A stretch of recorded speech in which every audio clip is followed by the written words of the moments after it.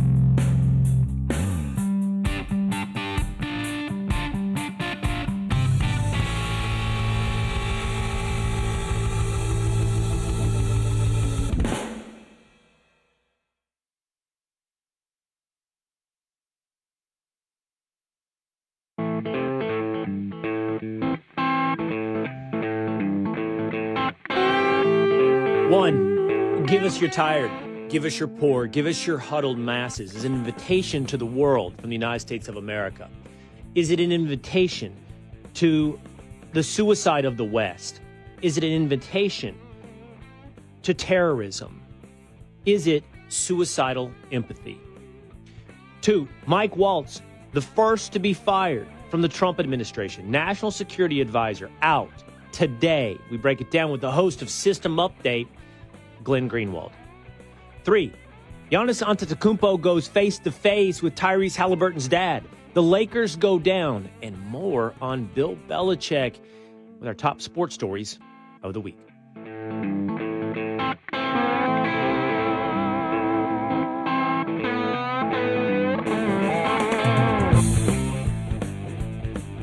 The Will Cain Show, streaming live at foxnews.com, on the Fox News YouTube channel and the Fox News Facebook page.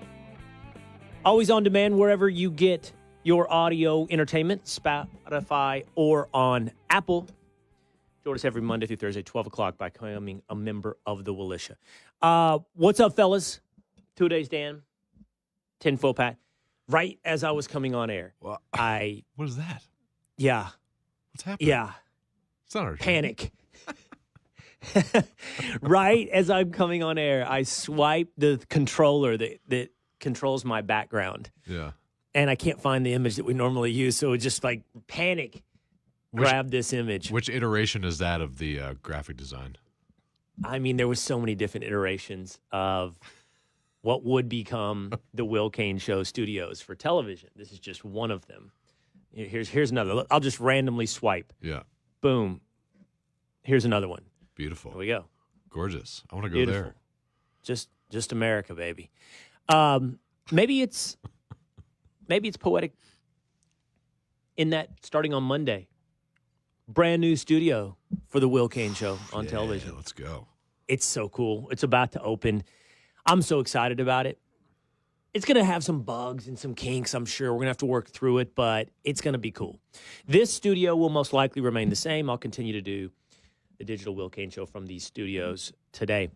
But it'll be all a different look come Monday. I mean, I can move around, I can walk, I can interact, I can have guests in What are you studio. going to do with your hands?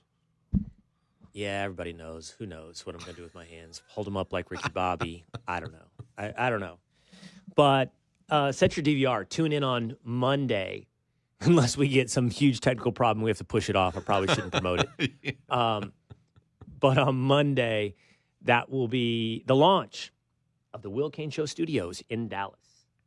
News today out of the Trump administration. Jackie Heinrich tweets this morning, posts on X. National Security Advisor Mike Waltz is out, along with his deputy, Alex Wong. Additional names likely to come. Expect to hear from POTUS on this soon, I'm told. This is big. This is a big firing from President Donald Trump.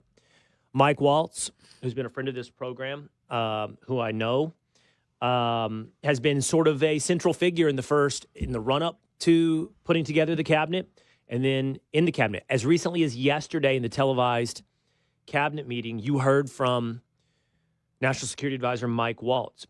This morning he was on Fox and Friends, but by roughly 10 a.m., He's out of the Trump administration. Why? Well, we're going to try to get into that in a little bit with the host of System Update on Rumble, Pulitzer Prize award-winning journalist Glenn Greenwald. But let's get to it today with story number 1. Give us your tired, your poor, your huddled masses.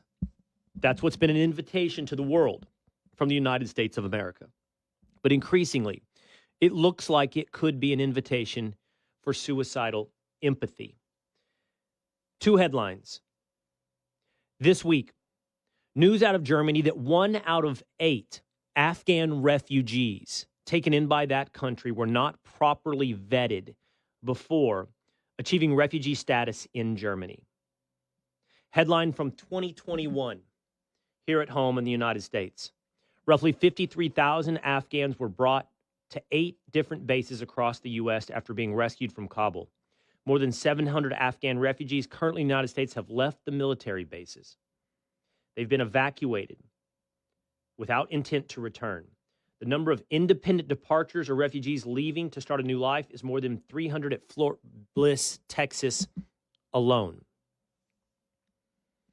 Let's put exactly what into context what's happening in Germany and see if it doesn't give us a little bit of a warning here at home in the United States. In 2023, Germany took in 350,000 asylum seekers. That's a 51% spike from the year before. Where are they coming from? Syria, Turkey, Afghanistan. In addition, over 1 million Ukrainians are now at home in Germany. In total, over 3 million asylum seekers and refugees in Germany. That for a country with a population of 83 million.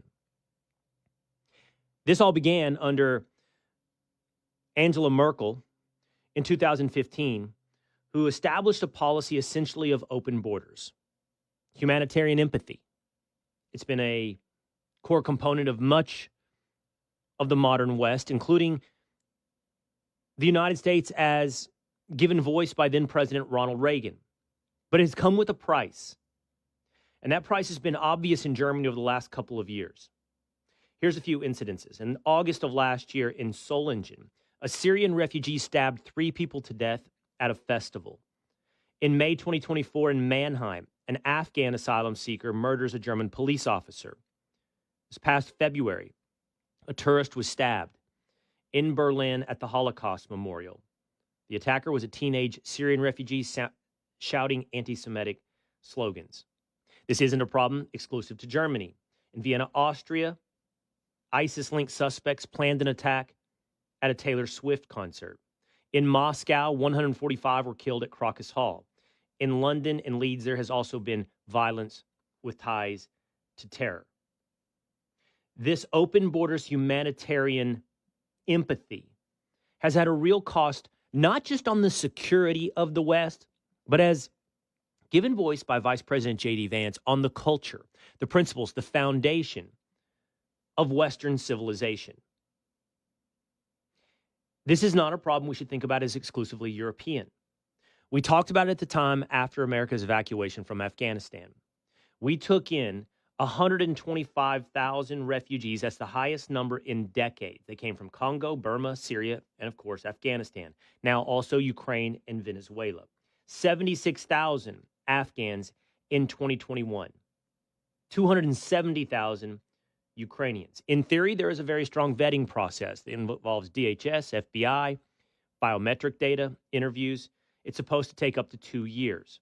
But in practice, that's not how it works. We're short-staffed. We're overwhelmed. We fast-track people for humanitarian parole. You add to this the number of terror watch list flagged individuals coming over the southern border illegally, and you have the recipe for something very dangerous here at home. With the news in 2021 that many of these Afghan refugees were simply walking off of military bases independently, you start to wonder exactly what we've put into place here in America. And again, not just in terms of our security, but also in terms of what it means for our culture, for our principles for the ideals of Western civilization. We can't simply be someone who has an open heart and open borders. We can't simply be someone that says, give us your tired, your poor, and your huddled masses. Immigration was never unfettered. Refugee status was never in mass. It was always about assimilation and integration. It was always about who adopts, willingly and wantingly, Western values. This has been a story riding under the surface here in America for several years. It was talked about at the time. What are we doing? Bringing in tens of thousands, hundreds of thousands of people, even if they need it, even if, yes, they're fleeing persecution and war-torn countries. That doesn't necessarily mean they're fit to be Americans. We want to have big hearts, but we want to have a strong country. Germany serves as a warning signal, a warning sign, as they increasingly live under the fear of terror. And obviously, as they start to divorce themselves from the principles of, for example, free speech, lose the defense of their own civilization. We have to learn from Germany. We have to learn from what's happening across Europe. We have to be vigilant of what's happening here in America. This story can't simply wash away under the surface. I don't think it is. I think we see some of the implications on college campuses across the United States. We got to ask harder questions at the time. It can't be grandstanding and emotion. It's got to be harder questions. We look at who it is that's going to be an American. We bring back in two-a-days Dan and Tinfoil Pat. Yesterday, by the way, I had a big debate on the Will Cain Show with Democrat Congressman Dan Goldman. I've had a couple of these. I had James Carville the other day and Dan Goldman yesterday. I find, fellas, that I get a very interesting response when I have these conversations.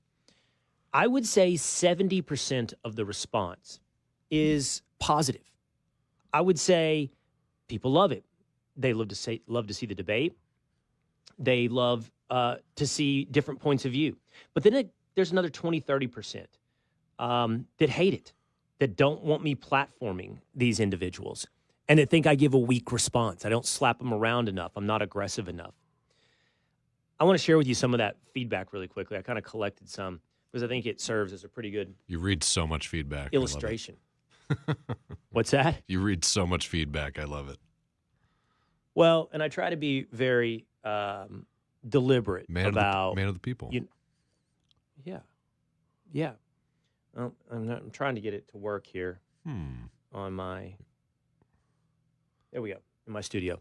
Here's Jen in Texas. That's the first time I've watched Will's show, and that was fire. That's yesterday after the interview with Dan Goldman. Here's another one. Another 5 minutes on your show with a liberal Democrat spilling lies. You're worse than Cavuto. Here's Maggie Grace. Will mop the floor with Congressman Dan Goldman. Here's Darren Bentley. I absolutely love that you're able to interview all these Democrats. It's very insightful. He goes on to say he drives for Uber, and he's had a lot of maturation and conversion in hearing both points of view over the last several years. Alex Miller, you are a clown. I'm done with you sucking up to commies. You won't be on long. Night John says, I tried to give you a chance several times, but I can't watch anymore after you had that New York dim embarrassing you. Adios forever. Patrick Murphy, you are one far-left, lying, Trump-hating, liberal lunatic guest away from losing a viewer. One is no big deal, but I'm pretty sure I'm not alone. Don't blow it. Maybe I grabbed too many negative ones. Gravely says, I think you look like an idiot on your new show. You invite the opposition. They make you look like an idiot. If you can't do better, then don't empower the enemy. Here's one. Will gets a gold medal the way he's handled Hakeem Jeffries and Dan Goldman. Dishonest attacks on Trump's competency. He is really coming into his own, talking about me. There were way more positive ones that enjoyed the debate. Go ahead, Tinfoil. You said it's like 70, 80% positive. That's not what I'm getting from this small sample size. Yeah. It's a loud minority. Well, that's the human nature of collecting most of the negativity. I collected the negativity as much as the positive. There was a lot of great feedback as well. Here's what I'm going to say to this. Now, just having fun with it as well. But this is who we're going to be. And if that disappoints you, I'm sorry. I am going to invite voices on who have different points of view than me, who are often diametrically opposed to me, that in many cases will say things that I abhor. I think it's ridiculous, beyond the pale, that Congressman Dan Goldman suggests that Donald Trump is incompetent and he doesn't know, he's just spitballing here, whether or not it's appropriate to invoke the 25th Amendment. After years of gaslighting the American public about the competency of Joe Biden, they have the nerve now to draw that out about Donald Trump. I find it abhorrent. And I told him so to his face. Now, I will do so in a polite and substantive manner. I don't see the value in a slap fight. I don't. For those that think I'm not strong enough because I just don't cut them off and yell at them, look, man, that doesn't do anything. That's not, it certainly provides no light, and I think it provides weak heat. I've done First Take for a long time. I know what an entertaining debate is. I know what an enlightening debate is. And we're going to have this on the Will Cain Show. Not all the time, not every day, certainly not every segment, But I think we live in our echo chamber bubbles too much. And I think there is value in hearing the other point of view, even if it gets stuck at times on something yesterday as ridiculous as the competency of Donald Trump. So I think it's fun. I think it's valuable. And at times it will be contentious. At times it will be enlightening.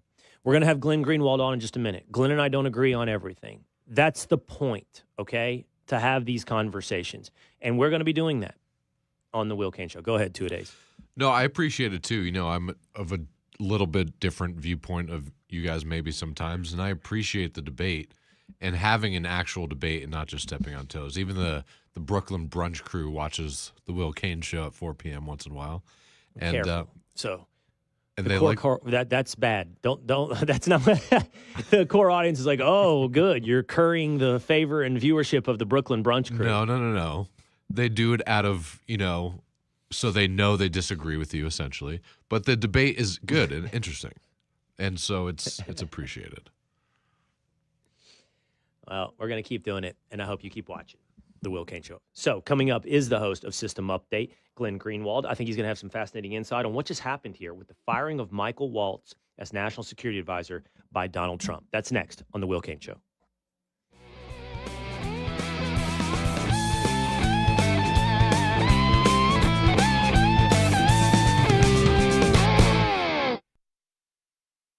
Hall, Fox News senior correspondent and New York Times best-selling author, and I'm searching for heroes.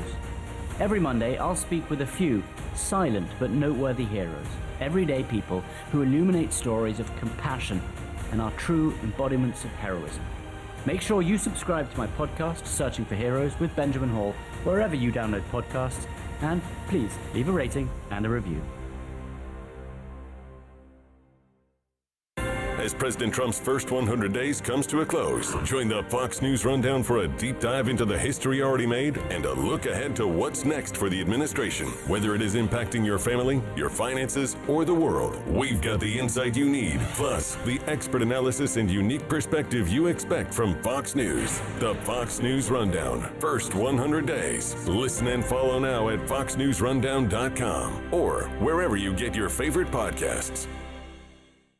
Stay on top of the latest forecast with America's Weather Team in the palm of your hands. Here's the latest from America's Weather Center. It's Fox weather updates throughout your busy day, every day. That heat's going to be out there for one more day. Temperatures being 30 degrees above average. Put the power of over 100 meteorologists and the worldwide resources of Fox in your hands with the Fox Weather Podcast. Precise, personal, powerful. Subscribe and listen now at foxnewspodcasts.com.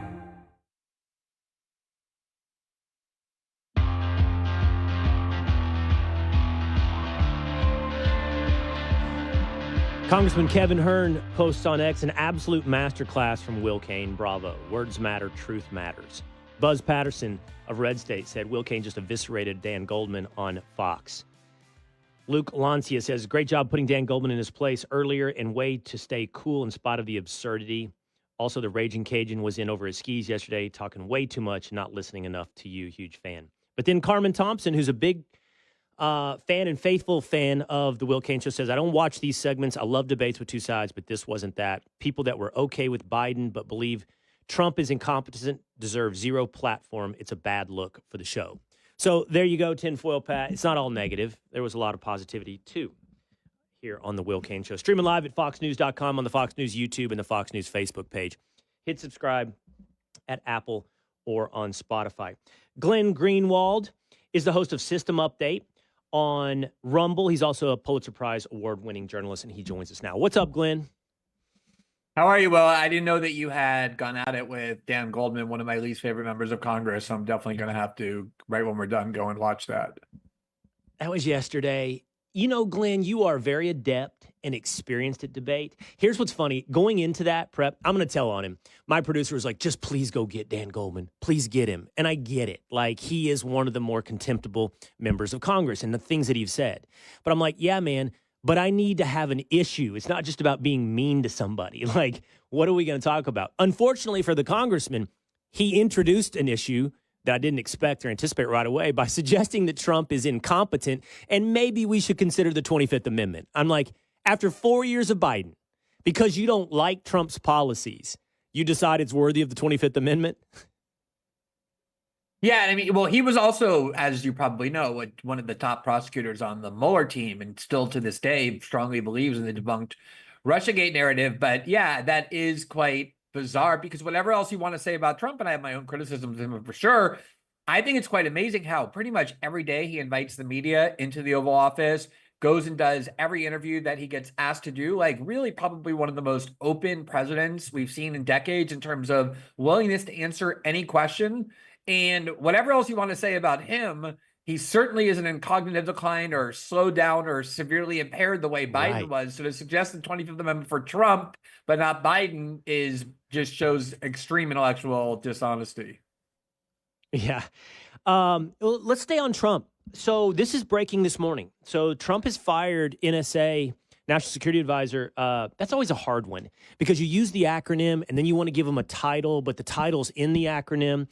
So if you say NSA, you go straight to Waltz. I don't know. National Security Advisor Mike Waltz has been fired, along with some of his deputies, Alex Wong. I've been told, Glenn, that there's probably going to be more from that department who are going to go as well. I want to get your reaction to this. I mean, politically, which is probably the least interesting part of this, it's a kind of a big move to begin 101 days in to do away with one of your top guys. And there's no doubt Waltz had a center seat at the table. Yeah, sometimes this kind of palace intrigue and infighting is difficult to decipher, even if you're speaking with people inside the royal court to try and find out what happened. But what I think we know for certain is the Signalgate scandal, which, Trump tried to dismiss and say that he wasn't angry about. I think always the part that was going to make Trump angry was the likelihood that Mike Waltz had Jeffrey Goldberg's number saved in his phone and obviously had a history of speaking with him, which Goldberg strongly implied was the case. And I think was a much more likely explanation for what happened there. It wasn't that he made a mistake. It was that he was communicating with one of Trump's worst, most devoted media enemies. But the other part of it is there is clearly something going on. Pete Hegseth has lost a lot of his guys, the kind of people he's been with for many years that were the top people in his in the Defense Department. But the issue with Mike Waltz has always been that Trump came into the presidency this time vowing to cleanse and purge the Republican Party of its neoconservative influence, sort of that, like, it was the Steve Bannon ethos that has been a major theme. And then he ended up appointing to key positions several people who are aligned with what you might call the neoconservative or Liz Cheney political ideology. And Mike Waltz, far and away, is the most aligned with them, constantly pushing for war at a time when Trump is trying to avoid war with Iran and secure a nuclear deal. So although we don't know exactly what motivated Trump here, I think at the very least, what I can say is, for me, I think it's a very good outcome from a policy and ideological perspective to remove somebody who is just one of those standard warmongers, cheers every war, wants war, threatens war, pursues war at a really delicate time when the United States is facing the potential of a massive major war in the Middle East. Okay, I want to take that in both parts. Let's set aside the ideological thing. We'll come back to it in a minute. Let's start with the first thing you laid out, which is the leak. And I have some questions, but it just occurred to me when you were talking. Don't you find it fascinating then, Glenn, that Trump gives that interview at 100 days to Jeffrey Goldberg? Like, I think you're right. I think he's mad at that possibility that Mike Waltz was talking to Jeffrey Goldberg. But is the takeaway Trump's allowed to on the record, but you guys aren't allowed to off the record? Is that kind of, I just think it's so interesting. Trump chose Goldberg to give an interview to. I don't want to psychoanalyze Trump, but I've, been somebody who's watched him for decades. I lived in Manhattan for when he was, sort of the real estate baron and tabloid star. So I've been watching Trump for a long time, and well before he entered politics. And there's always been this really interesting dynamic that on the one hand, he kind of has this outsider's resentment of elites, very similar to like how Richard Nixon really disliked East and West Coast elites because he felt they looked down upon him. Trump, began as not a Manhattan real estate developer, but as kind of a, his father was a major developer of real estate in like Queens and Staten Island and Brooklyn. And he never felt like he was really accepted by Manhattan elites, but wanted their acceptance at the same time that he was hating them. I think that in a lot of ways is his relationship with the media. He knows Jeffrey Goldberg is a scumbag. He knows he's a serial liar. Jeffrey Goldberg has invented some of the worst stories about Trump over the last 9 years. The Atlantic became ground zero for Russiagate, among many other things. Trump saying losers and suckers join the military, and then he loves Hitler and fascism. But I think there is a difference in Trump's mind. Trump will give interviews to media figures that he dislikes, probably because he may want to get them to like him, maybe because he likes that challenge, that kind of conflict. But I do think there's a huge difference, as you said, between openly doing an interview with a journalist and like secretly leaking to them in a way that suggests you have some kind of like friendly back channel that is very threatening to presidents, not to be able to trust the people who are supposed to be the most trustworthy. Right. I want to go to the ideological thing in a second, but there is this undercurrent of stories on this leaking thing, right? That seems to be what is going on, I think, at the Pentagon. When you talk about some of those trusted advisors to Hegseth being dismissed, it seems to revolve around who is or is not leaking. This, I think, has something to do with that as well, if not Waltz. It could be Waltz, as we talked about, but maybe people that also work for Waltz. The funny thing about it, Glenn, and I think you're better at seeing the back channel stories than I am. It doesn't feel like there's a ton of, malignant leaks coming out of the Trump administration, but they are behaving a little bit as though there are. Like, they are firing people, going after any suspicion of leaking. And right now, during the first administration, yeah, I could have seen it. Like, whatever was feeding the Russia stuff and so forth. This time, I don't get the sense that if there are leaks, they're doing much damage, but they are full on pursuing anything they anticipate to be a leaker. Yeah, there's a lot of truth in that, what you said, that I agree with, that there's a huge difference between Trump 1.0 and Trump 2.0. Trump 1.0 was a mess. Like, they really didn't know what they were doing. They were new to Washington. They were easily vulnerable to sabotage. They often were undercut and subverted by the people who were supposed to be working for them. They had a very strong, clear plan to make sure that there was no such disloyalty through leaking, that the kind of North Star of being able to rise in the Trump administration is loyalty to Trump. So I do agree that they seem to be very obsessed with the prospect of leaks, although I don't know what they're angry about particularly. Like, I think the most damage to Trump hasn't come from leaks. And in the case of the three guys at the Pentagon who were fired, led by Dan Caldwell, it's almost 100% clear that they actually didn't leak. They were told they were going to be given polygraphs. They never were given one. And there is an ideological component to that as well, which we can get to, namely that those guys are the sort of from the like Ron Paul, more like anti-war, anti-interventionist camp that I think might have been what got them targeted as well. But I don't believe it's only about leaks. I kind of think leaks might be the pretext for being able to take out people that you want to take out for other reasons. Okay, that leads us to the ideological thing for a minute. Okay, this is my perception of the administration. So your characterization of Waltz, I think, is pretty accurate. Although, and I know him a little bit, I think that he had either begun to change or was straddling a line, or you could argue just giving lip service to an America first. The word would be non-interventionist sort of point of view. It wouldn't be isolationist. It would be, we're not getting involved unless you can make a very strong case for why it serves American interest. So it was, although you would have placed Waltz on the more neoconservative end of the spectrum within the Trump administration, he wasn't John Bolton. He's not, at least not publicly. He's not that. And by the way, I would say the same thing about the Defense Department. Now, I also thought that they had sort of created this team of rivals, though, of people that were non-interventionists to the end of the spectrum of isolationists, while also having a Mike Waltz voice in the room. So I'd be a little surprised that 101 days in, all of a sudden they're like, no, we're purging anyone who disagrees or pushes us in a certain direction. And even by your own characterization, well, that would be, okay, on one end, Waltz is out. He's more interventionist. On the other end, these three guys at the Pentagon are out. They're non-interventionists. So I don't see an ideological cohesion to all of this purging within the administration. Yeah, I think it's a very good point. I guess I would say a couple things, though.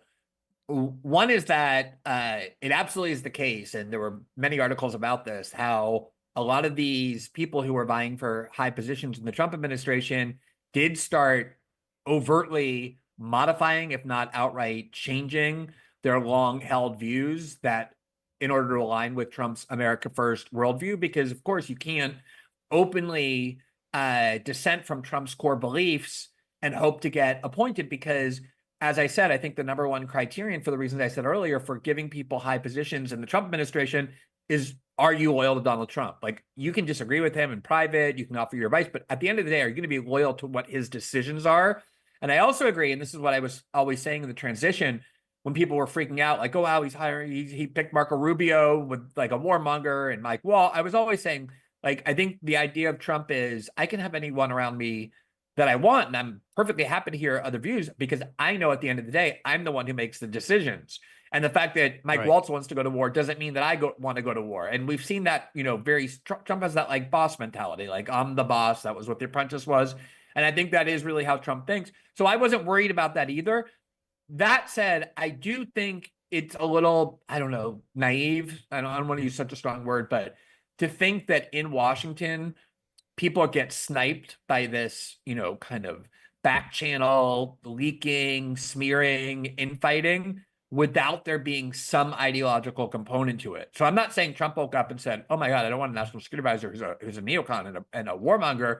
I think that you're seeing, though, these different camps undercutting and undermining each other. And I do think Trump was bothered by Signalgate from the start. He hates that kind of sloppiness, that stuff that makes people look bad.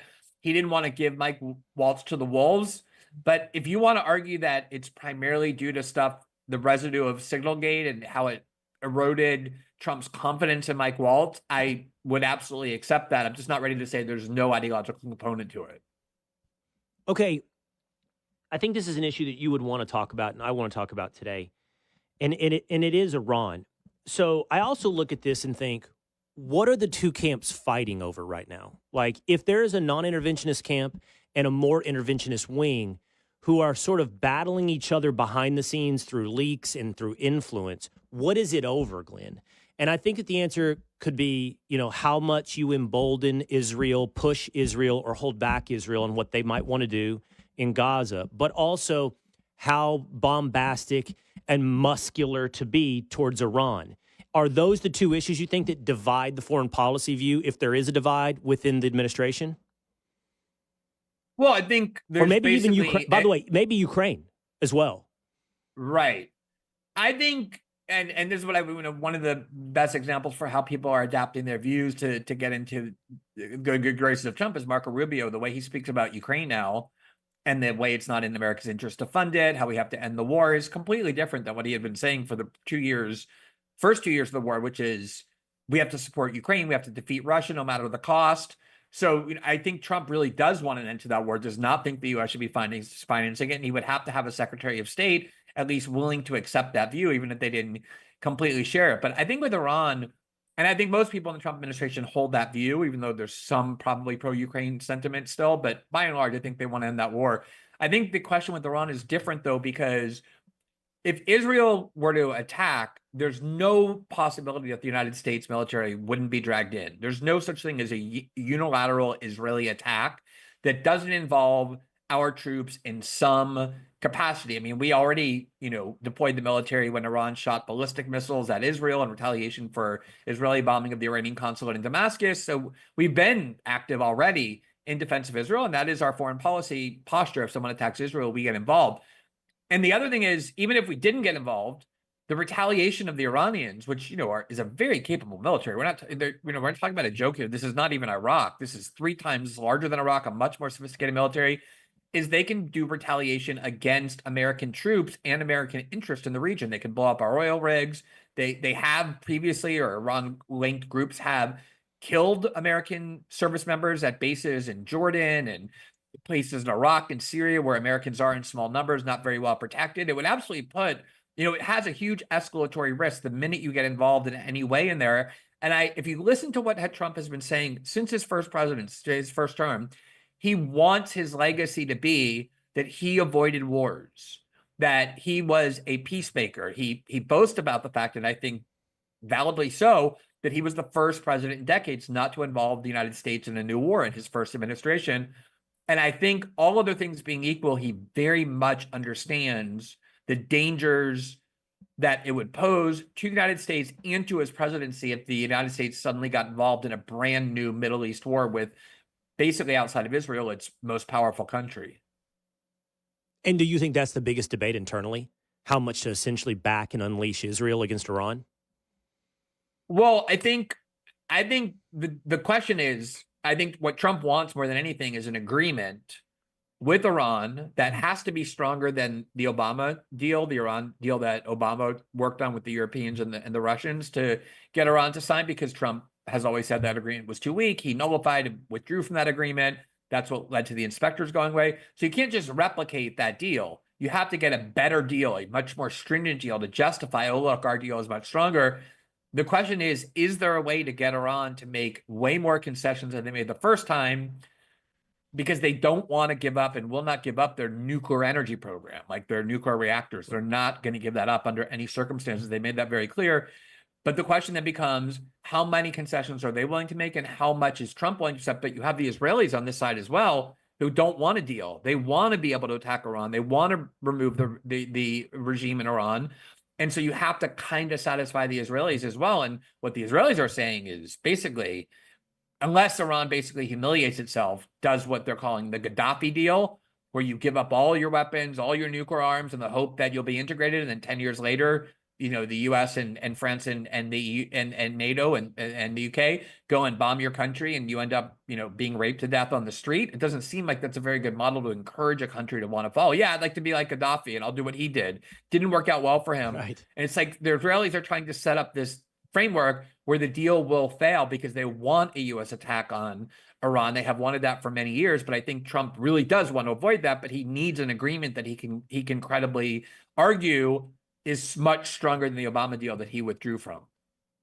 And to put a button on this, you think there are voices within the administration, I don't know what Mike Waltz's particular point of view was on it, but who want the Gaddafi deal for Iran, and or if not the Gaddafi deal, go ahead, bomb the nuclear facilities in Iran? Yeah, I mean, there are from all the reporting, but also from things I've been hearing as well, there are kind of two camps, and Pete Hegseth is in the camp of greater resistance to a war with Iran. You have other voices that are similarly resistant, like Tulsi Gabbard and some of his advisors, and outside voices like Tucker Carlson and Steve Bannon, who Trump really cares about. And then you have this camp that seems to almost want a war with Iran. They've long wanted one, and then Mike Waltz was in that camp. Marco Rubio is in that camp. Several other people are in that camp, like Tom Cotton and Lindsey Graham, who say it openly, like, we can't trust Iran. We can't do a deal with Iran. We need to take out their nuclear facilities now. So you definitely have these two camps, and there are people in both camps that Trump respects and listens to. All right, I want to ask you a question about Ukraine. I've kind of been struggling with this. So we're told we're on the verge of a minerals deal with Ukraine, right? And that's always been sold as this big marker. Like, once we get this minerals deal, that changes the potential for peace in Ukraine. Now, I like the idea of a minerals deal in the America First worldview. I don't mind. You and I might disagree with that, but I don't mind the United States looking out for the United States and going ahead and taking Iraqi oil. Fine. If we win the war, we take the oil. You got to preserve domestic stability and help out the population and that sort of thing. But a payback for what we've invested in Ukraine, great, on the minerals deal. But I don't see, Glenn, how a minerals deal advances the United States into a position that avoids war. In fact, I see it as the opposite, right? So what is the point? We're going to have greater interest in Ukraine. We're going to have American interest on the front lines, and somehow that'll keep Vladimir Putin from continuing to prosecute his war. I don't see how that works. In fact, it seems to me like an invitation to put us out there on the front lines and tempt him into something that draws us in. The minerals deal, my point is, the minerals deal has its own virtues, but one of them isn't, for me, it de-escalates the war. I don't see how it de-escalates a potential U.S. involvement in the war in Ukraine. Yeah, I totally agree with almost everything you said. I mean, I would not be in favor of like starting a war and invading a country to steal their resources. Just that's like imperialism that creates a, very bad precedent for the war. But in the case of Ukraine, from an America First perspective, it certainly makes a lot more sense to tell them we want to be able to extract and monetize your minerals, given how much aid and support we've been giving you and how much you want us to give you in the future. Like between giving that aid just because of some abstract, fairy tale that we protect democracy and defend democracy and we fight authoritarianism in the world, which is not what we do, and just get nothing for it other than this like feel good satisfaction, or even trying to weaken Russia, or getting real value from Ukraine's minerals from an America First perspective. Clearly, the Trump's plan is preferable. The problem is exactly what you just said, which is the way Trump is selling this, minerals deal to Ukraine and to the public is, look, you want NATO membership. You want a security guarantee from the United States. We're not going to give you NATO membership because we don't want to have to go to war to protect your country. But if you give us these mineral rights, we are automatically invested in the security of your country. We will have a stake in your country that will make us put military assets there, will make us protect what we have now gained from attacks, including by the Russians. And I thought the whole point of like the MAGA view of Ukraine was we should be out of that region. We have nothing invested there. Like we don't want to go to war with Russia. We don't want to risk war with Russia. Right. So the answer is don't invest. Yeah. Like don't, well, it's like don't, I mean, or you can like invest, but at the same time not say like that means because we've invested that we're going to have a military interest in defending your country. Like why not just put them in NATO then if that's the plan? Exactly. Like I get, okay, why do we fight this war? We don't have any upside. We have no investment. But to me, that's a continued argument not to get involved, not to then invest so that we do get involved. I mean, it seems to walk us closer to war. Yeah, I mean, again, like the way Trump is pitching this is that once we have these mineral rights, we will have a strong interest ourselves. Right now, we don't have a strong national interest in keeping Russia out of Ukraine. Once we have a minerals rights deal, we will have a strong interest in protecting your country from any attackers, including Russia.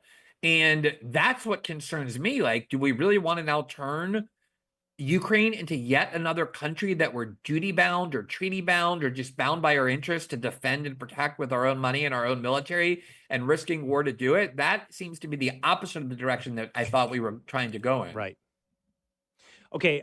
In the time that we have together, I want to do two more things with you. Unfortunately, one of them's kind of deeper and one of them's not. On the deeper side, you and I have never explored this together. I talked about this at the outset of my show today. Sort of this story that came out that 1 in 8 Afghan refugees in Germany haven't been properly vetted. We do see terror attacks across Germany in very recent vintage and recent history. I've kept up with you dating back to when you and I probably had a lot more disagreements, and we still do. I don't mean to wave my hand at that, I'm sure. But do you see this as a real problem as well? Like, I do have great concerns about the foundation of Western civilization. I think Western civilization is one of the greatest things to ever happen in the history of humanity, the preservation of it. We're not talking about spreading it. I agree with you. Like, I don't want to go to war to spread our values, right? I think, but the countries that do share our values and us at home, they're worthy of defense all the way to the end. And I love how J.D. Vance gives voice to that.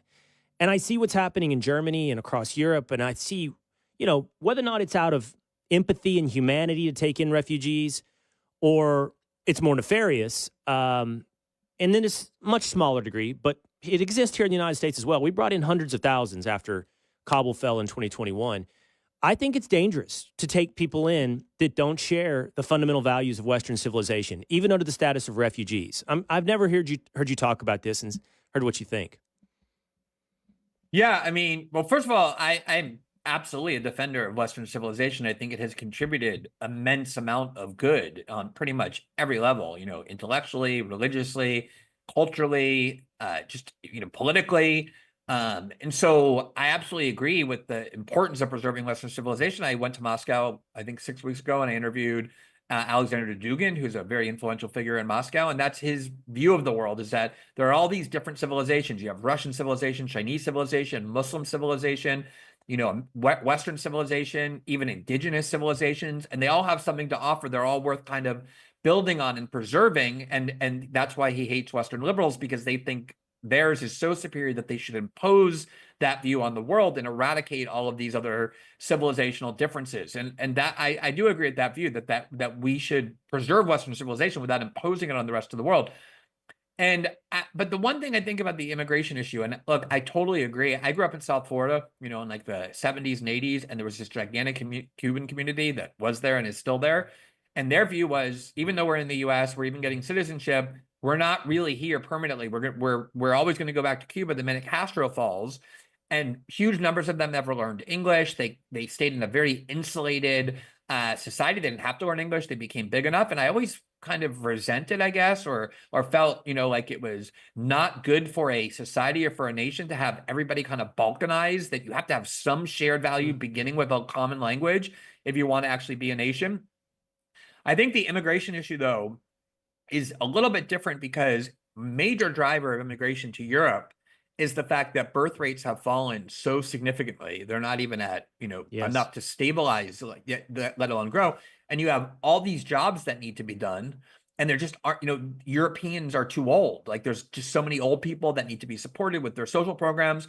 And there's just not enough people to fill the jobs. And so part of the importation of immigrants from Muslim countries, from Africa, is self-interest, that, and you're seeing a lot of that here in the United States too. I mean, recently Jasmine Crockett even said, like, look, we're done picking cotton. We need our immigrants to come do these jobs because we're not doing them. And I think there is a strong sense of that. You've had corporations wanting to come in, but of course, if you allow gigantic influxes of people to come to your country, have a different religion, different language, different set of cultural values, it's going to create enormous tension. We are very tribalistic as humans. We evolved to be tribalistic. And when you are surrounded by people in your own home who just feel like they're at tension or even hostile toward your way of life and your view, of course, that's going to create massive resentment and backlash. And I think you're seeing a lot of that. By the way, you speak Portuguese, right? So you didn't keep yourself balkanized in Brazil. Yeah, you speak Portuguese. But what is Brazil? That's not Western civilization. It's got elements of indigenous civilization. How would you characterize the culture, the civilizational? What is it in Brazil? I think one of the fascinating things is Brazil was colonized for a long time by Portugal. So you have this, and that's why they speak Portuguese. And so you have this extreme European influence in Brazil and its culture, its politics, and its genetics. But then you also have a strong Latin American presence in every part of there as well, because they are in Latin America and South America, right in the middle. They're the largest country on that continent. And then you also have an indigenous population from the Amazon, and a lot of the population is just very mixed. So for me, it's really interesting to see how race is treated differently. Like, you don't really see what would be called interracial couples, even though they would look that way to America. There's kind of this fluency and spectrum of race, as opposed to this like constant segregation. And it just makes the culture super vibrant. Brazil is a beautiful place, like in terms of its nature. The culture and the population are amazing. They have a ton of problems, but it's a big country filled with potential. The idea always is, Brazil is always the country of tomorrow. And it never quite gets there, but it's a really big and interesting and influential country. The 6th most populous in the world, has the Amazon, has huge oil reserves, very important geostrategically. So yeah, it's a fascinating place. I've never been to Brazil. Just following up curiosity really quickly. Is there a huge race divide, like between black Brazilians? In Mexico, you have güeros, who are kind of like the white Mexicans. Like, I don't know the racial strata, and as you mentioned, intermarriage and cultural fluency or fluidity of all of those races in Brazil. Yeah, I guess one of the things I forgot to mention in talking about the genetic influences, the cultural influences, is Brazil shipped a huge number of Africans over to become slaves under Portuguese colonization. And there is a big population that are descended from Africa, that you would look at an American, look at it and say, oh, that person is black. And there's definitely a socioeconomic divide based on that as well. I mean, if you see in a very rich neighborhood a black person there, you probably will assume that they're there to work. So there is, I don't want to say there's not a lot of racism. There's definitely racial stratification. But because most of the population to some degree is mixed with all of these influences, African, European, Latin American, indigenous, it's at the same time, though there is a visible socioeconomic divide, like I said, race is almost more on a spectrum. Like almost everybody is mixed. And so it creates this reduction of the importance of race and this idea of national unity. Like, hey, we're Brazilians. That's what we are. Like, you're a little lighter skin, you're a little darker skin, you have more African influence, I have more like Latin American influence or European. But there is a stronger sense of kind of a national cohesion, more so than division according to race. Last question, Glenn. I don't know what you consider yourself today. I mean, for a long time, I would have said Democrat or at least person on the left. When you look at the left today, I had James Carville on my show earlier this week, and he said, well, we've got like 4 or 5 extremely talented politicians, like 350 hitters in the minor leagues, and we give all this attention to AOC and Bernie, and these guys just need attention. And I'm like, who? And then he wouldn't answer it. Because I'm like, who is this mysterious Babe Ruth in the minor leagues hidden within the Democratic Party? But for you, who has a bit of a populist point of view as well, I'm curious who you see on the left. We're talking about the post-Donald Trump world, because I don't see much promise. But it always happens when you don't see much promise. But I just don't see much promise for a charismatic leader that gives a voice to issues that matter for people in America anywhere on the left.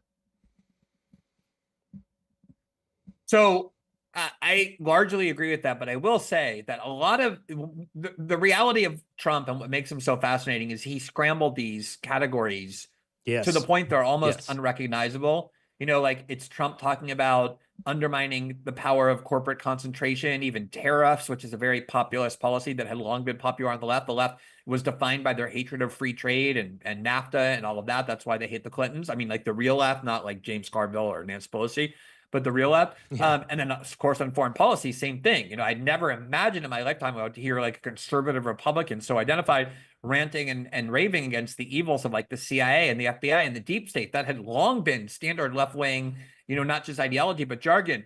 So in a lot of ways, these Trump has scrambled everything.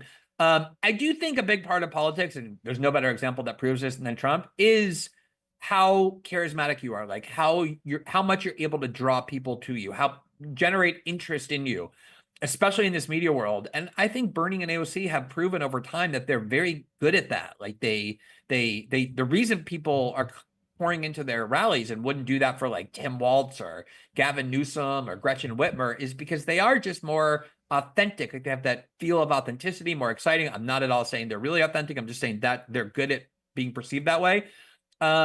The problem, of course, is this perception that they're too far to the left. But if you look at Bernie's 2016 campaign, where he almost destroyed the Clinton machine and probably would have absent DNC cheating, he had even though he was a quote unquote socialist, the people he was attracting were like labor guys and working class people who are political independents, because Bernie can say, I'm not a part of the Democratic Party, I'm not a Republican Party, I'm independent, and just only talk about these class issues in a way that does appeal to a lot of people. His 2020 campaign became more conventional as a Democrat, and he did far worse. But I do think he has shown that a kind of class-based, economics-focused, left-wing populism can succeed in the hands of the right person.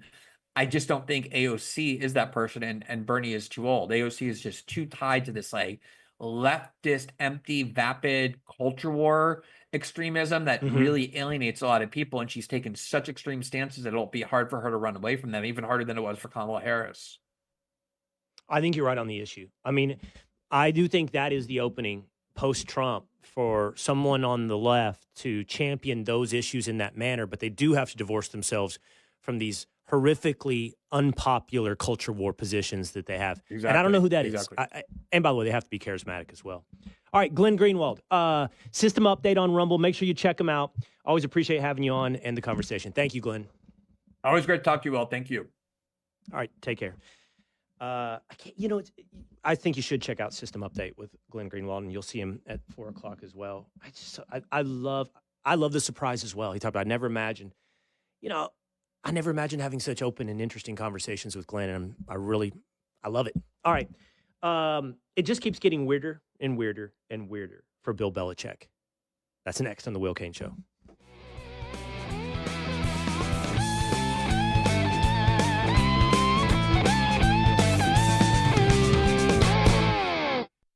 Stay on top of the latest forecast with America's Weather Team in the palm of your hands. Here's the latest from America's Weather Center. It's Fox weather updates throughout your busy day, every day. That heat's going to be out there for one more day. Temperatures being 30 degrees above average. Put the power of over 100 meteorologists and the worldwide resources of Fox in your hands with the Fox Weather Podcast. Precise, personal, powerful. Subscribe and listen now at foxnewspodcasts.com. As President Trump's first 100 days comes to a close, join the Fox News Rundown for a deep dive into the history already made and a look ahead to what's next for the administration. Whether it is impacting your family, your finances, or the world, we've got the insight you need, plus the expert analysis and unique perspective you expect from Fox News. The Fox News Rundown, first 100 days. Listen and follow now at foxnewsrundown.com or wherever you get your favorite podcasts. From the Fox News Podcasts Network. Hey there, it's me, Kennedy. Make sure to check out my podcast, Kennedy Saves the World. It is 5 days a week. Every week, we check in with Jimmy Fallon, bring in authors for the book club, and even treat some of your favorite Fox personalities to a very special happy hour. Download and listen at foxnewspodcast.com or wherever you listen to your favorite podcast. Kennedy Saves the World. America's listening to Fox News.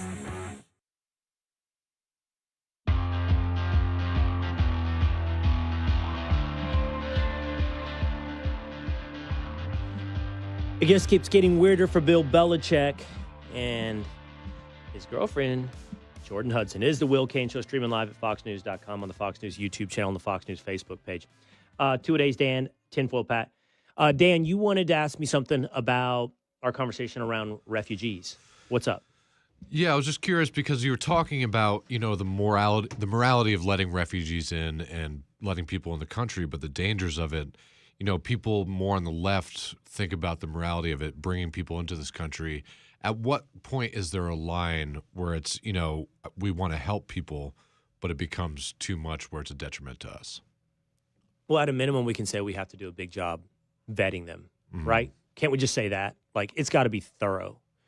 And we felt that at the time. Like, when we were taking plane loads of people from Afghanistan into the United States, I mean, if your antennas didn't go up, then I just think you're not a common sense person. Like, you're not.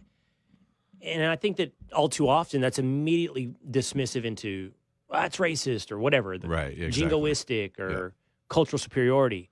But get real, man. I mean, Germany's having to get real. That's the whole point. Yeah. Germany's having to get real and ask these questions. You can't just be guided by empathy. You can't just be guided by being nice. Being nice is not a it's valuable, but it's not a value, if that makes sense. Do you know what I mean? It's like, it's a behavior, being nice. Yeah. It's not a guiding principle.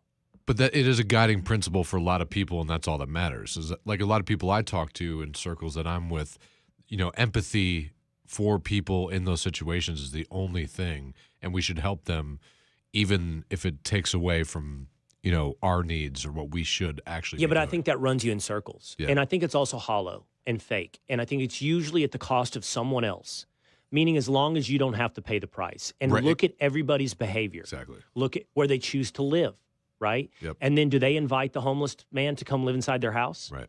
They don't, right? And so, we can't invite the entirety of the world to live inside our house if they don't share our values, don't contribute in a productive manner in advancing the civilization that we have built. Then it's suicidal. That's what Gadzad wrote the book, Suicidal Empathy. That is a suicidally empathetic approach. And I don't think it's productive or worthwhile for the response to always be, well, then therefore you're racist, or therefore you're, if you want to say you're culturally, you have a superiority complex, yes, you do. Glenn Greenwald just said something interesting when he was talking about when he was in Russia, and he said, the guy said, there's Russian civilization, Western civilization, Chinese civilization, Muslim situation, and they each have their own virtues and vices. I actually think that's true. There's no civilization that has a monopoly on virtue, but everyone has a scale, and that's the one, like, you can weigh one's virtues against its vices, its productivity against its laissez-faire approach to life. You know what I mean? Like, people often say, well, like in Southern Europe, they live the best life. Like, where do tourists go? Have you guys ever seen this, by the way? When people say they're going to Europe for vacation, they don't mean Europe. They mean Italy, France, Greece, and to a lesser extent, the UK and Spain, and to an even lesser extent, Germany. So we go on vacation to live the good life in countries that have a lot to say for themselves in terms of culture and lifestyle. Greece, Italy. But those aren't the ones, by the way, that drag the EU forward economically. It's the Germans' economy that does drive the European, wheels of commerce.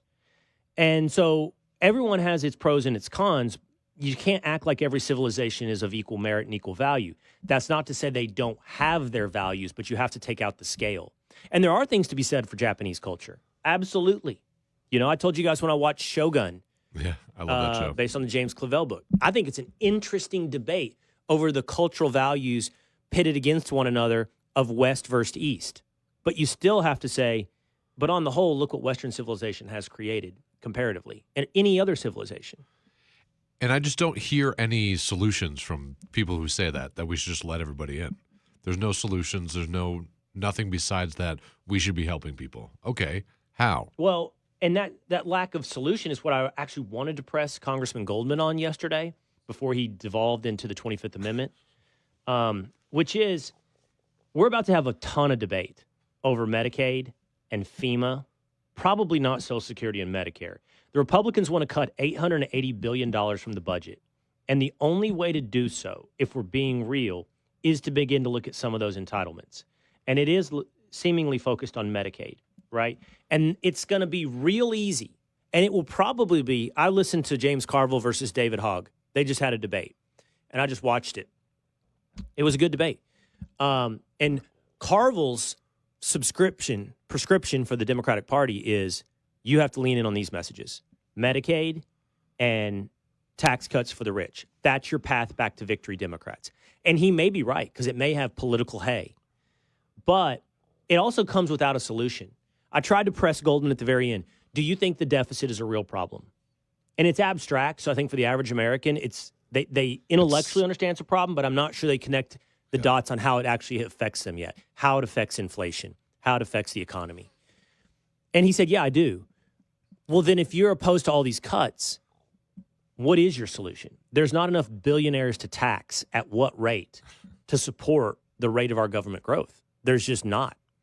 And so they'll try to say, they'll either propose no solution or pretend that you can tax rich people enough to support. I think Medicare, Medicaid, and Social Security at this point are 63% of the federal budget. That's 63%. But it does keep a lot of people, older people, out of poverty. In this For country. now. Yeah. For now.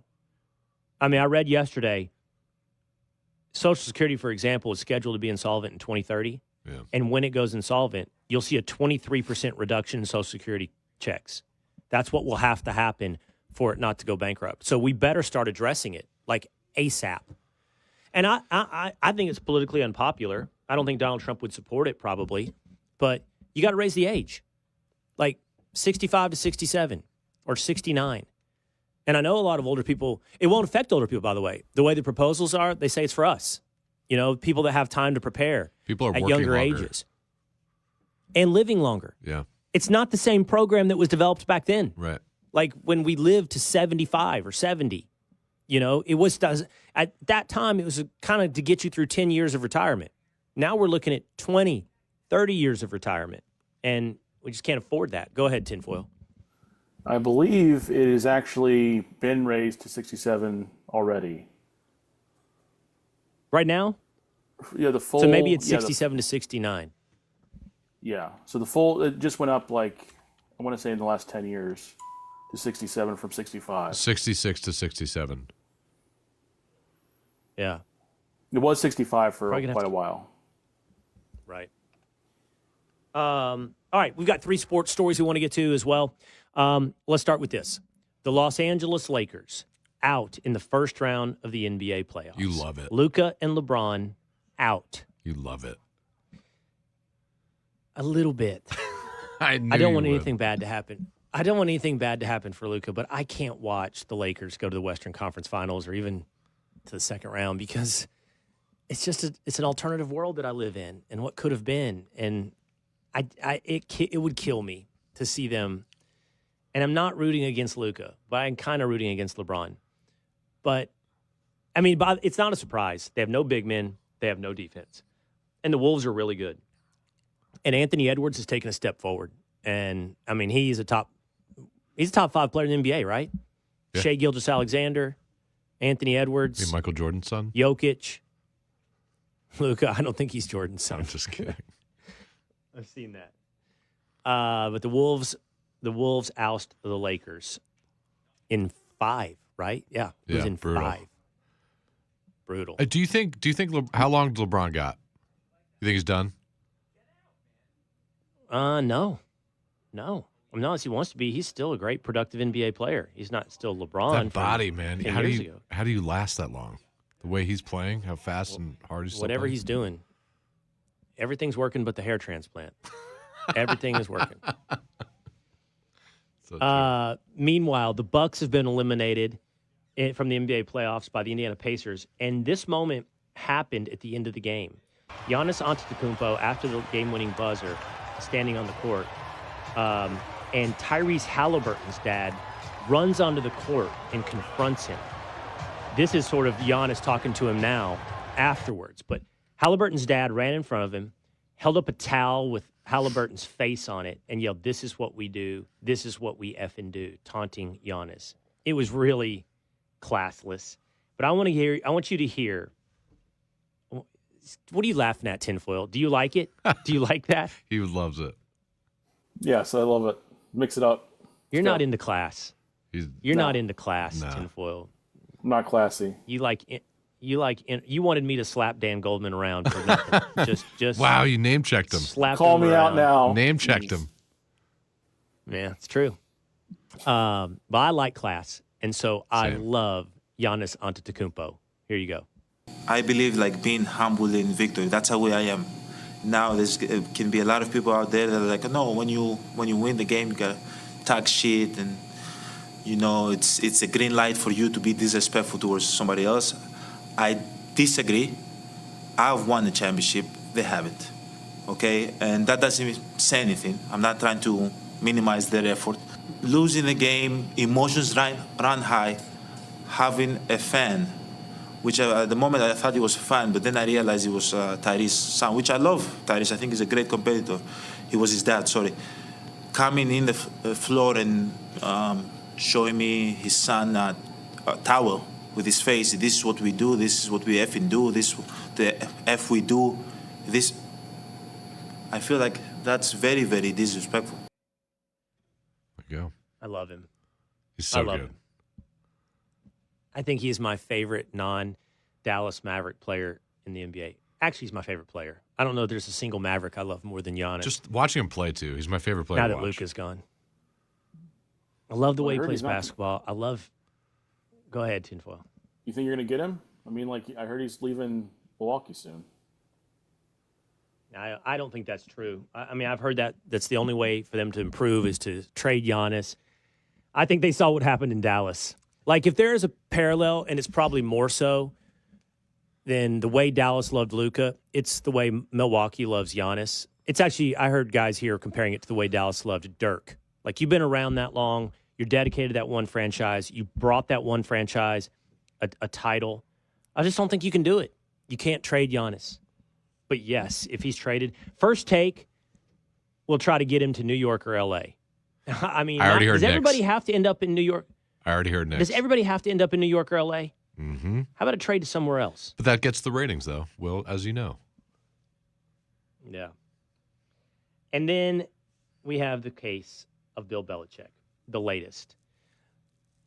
At the risk of grinding this thing to a halt, Tinfoil Pat, can you give us the latest on Jordon Hudson and Bill Belichick? Will, people are digging into the life of Jordon Hudson, and that comes because of this crazy interview, and so how crazy people have found out that she was worth almost $8 million, thanks to her property, her real estate investments, in the last year or two. So she's banking. Since she's been with some real money. Belichick. Exactly. I have a theory. I don't really want to.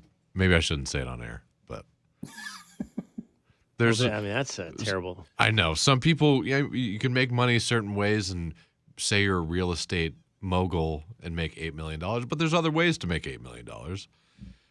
And I'm not insinuating anything. I don't know. It's all a mess. And I said this yesterday. I wouldn't be surprised at this point if next season we're turning to Jordon Hudson to find out if the North Carolina Tar Heels are running a base 4-3 or 3-4 defense. I mean, this woman is in charge. That seems to be unimpeachable. She's in charge. They're pushing back. Belichick and his camp are pushing back, suggesting, and by the way, Julian Edelman, his former player, believes this to be the case. She was simply wearing her hat as a publicist and interrupting that interview with CBS numerous times, not just as his girlfriend. Nikki Glazer, by the way, comedian, says 100% this. She's acting as his publicist. Publicists do this during interviews. People are out for blood. Come on, Nikki. I actually really like Nikki. This is not. Nope. I guess I'm not famous enough to have a publicist. I've never had anybody interrupt an interview for me, and I would be super upset if they did. And in no world would my girlfriend be allowed to wear these two hats. Go ahead, Tinfoil. So another comment right under Nikki Glazer's is from Jennifer Belichick, who is Bill's daughter-in-law. And she says, publicists act in a professional manner and don't storm off set delaying an interview. Now, this is interesting because she's married to Steve Belichick, who is the defensive coordinator of UNC football. So it's not just a family issue. It looks like it might be a professional issue as well. Wow. It's a mess for Bill Belichick and for Jordon Hudson. I guess it's newsworthy. We got to keep up with it day to day, but that's going to be it for us today. We're going to be around tomorrow for our Cain on Sports edition that you can get at Apple or on Spotify, but we'll also be around next week, Monday through Thursday, 12 o'clock Eastern time. We hope you'll join us at Spotify, Apple, YouTube, or Facebook. See you next time.